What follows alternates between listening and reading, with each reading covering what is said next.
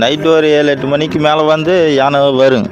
வந்து இங்கே தாண்டுங்க அதெல்லாம் வந்து நம்ம மக்களுக்கெல்லாம் பார்த்து பிடிச்சி எல்லாம் வர வேண்டியதான். இந்த வழியாகவே வந்து இப்படி தோட்டத்து வழியும் போகும். சரி. அந்த பரம் போகும். சரிங்க. இதெல்லாம் நாம தான் பார்த்து பதனமாக போய் வந்துக்கணுங்க.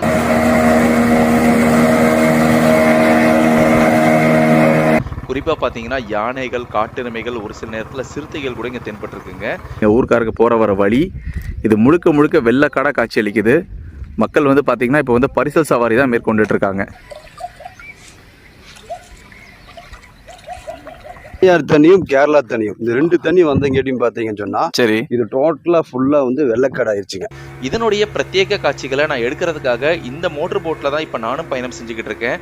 நான் நினச்சது ஏதோ இந்த இடத்துல ஒரு 10லேருந்து 20 அடி நீர் தேங்கி இருக்கும்னு. ஆனால் நான் வந்து எதிர்பாரா வண்ணம் அவங்க சொன்னது பார்த்தீங்கன்னா கிட்டத்தட்ட 50லேருந்து 100 அடி ஆழம் இந்த இடத்துல இருக்கும் அப்படின்னு சொன்னாங்க. போக்குவரத்து பாதிச்சு ஒரு வாரமாச்சு. சரி சரி. அதனால காய்கறி மக்கள் எல்லாமே இதன் வழியாக தான் தாண்டி ஆகணும். இந்த போட்டு படகுல தான் போய் ஆகணும்.